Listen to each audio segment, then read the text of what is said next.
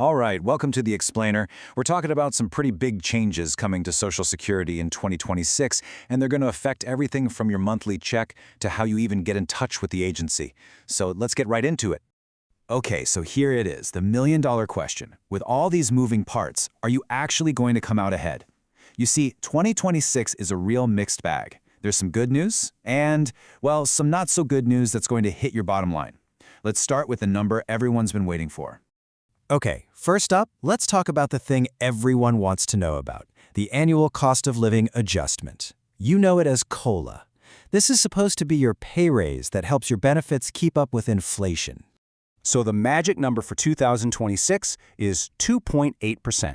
That's the official cost of living adjustment for everybody on Social Security and SSI. Now, it's an increase for sure, but it definitely feels a little small, especially after some of the bigger jumps we've seen in recent years. But what does a 2.8% bump actually mean in your pocket?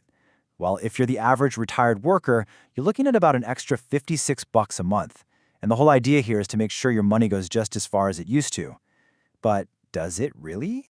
But, and this is a big but, that's only half the story. While your benefit is getting that 2.8% nudge, your Medicare Part B premium is leaping up by a whopping 9.7%. And as you can see, that pretty much eats up your raise and then some. So let's do the math here, right? The COLA gives you about $56 extra. But then Medicare comes along and takes back almost 18 of those dollars for the standard premium increase.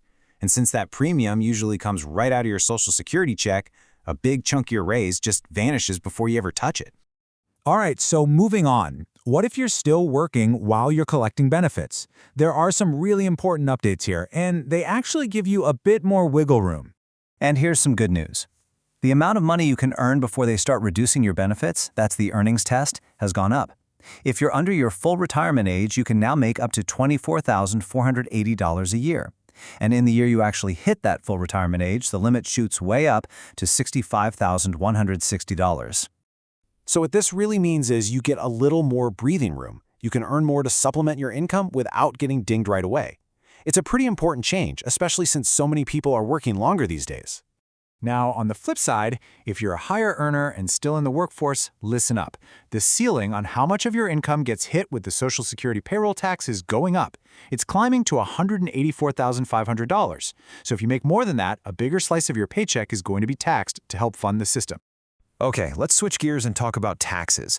And believe it or not, there's actually some good news here for retirees. We're looking at a couple of changes that could put a little money back in your pocket. First off, there's a new federal tax deduction. Some are calling it a senior bonus that lets eligible folks over 65 deduct up to $6,000. That could definitely help with your federal tax bill. And speaking of taxes, big news from West Virginia. They've officially stopped taxing Social Security benefits. Yeah, so with West Virginia joining the club, that brings the grand total to 42 states that do not tax your Social Security benefits. That's a huge majority of the country, and it really shows a major shift in how states are treating retirement income. All right, now this next part is a really big deal. It's not just about the numbers in your bank account. It's about how you actually deal with the Social Security Administration. Things are about to change in a huge way. In fact, some are calling it the single largest operational overhaul in decades. The SSA is rolling out a massive modernization project starting in March 2026. And the goal is to try and handle the growing number of us who rely on the system. Think of it this way. For as long as anyone can remember, everything was tied to your local office. Your paperwork, your case, your questions, it all went there. Now, that's all changing. They're moving to a national system where your claim could be handled by the next available person, no matter where they are in the U.S. So how does it work? Well, it boils down to two big changes. First, a national appointment calendar where you can schedule yourself online for the next open slot anywhere.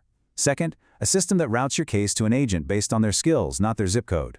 The idea is to be more efficient, but it might mean dealing with more automated systems for a while. Okay, finally, let's zoom out and tackle the elephant in the room, the long-term health of Social Security itself. It's the question that's always lurking in the background. And Dr. Ed Ware, a former manager at the SSA, really doesn't mince words here. He's pointing to the official reports that say if Congress doesn't do anything, the trust funds are on track to run low sometime in the early 2030s. Now, this is super important to understand, so let's be crystal clear. This does not mean Social Security is going bankrupt. It's not going away. The system will keep collecting taxes and paying out benefits. The problem is, it will only be able to pay out about 75 to 77 cents on the dollar of what's been promised. So what can be done to fix this? Well, lawmakers are looking at a few big ideas. Things like gradually raising the full retirement age, maybe increasing the payroll tax a little bit, or even tweaking the formula they use to calculate benefits. Nothing's set in stone, but it's clear something has to be done. Whew, okay, that was a lot. So let's quickly recap the big takeaways for 2026. Your 2.8% COLA is getting squeezed by that big Medicare premium hike. If you're working, you've got more flexibility thanks to higher earnings limits. There's a new tax deduction that might help you out. And finally, the way you get help from the SSA is going through a massive transformation.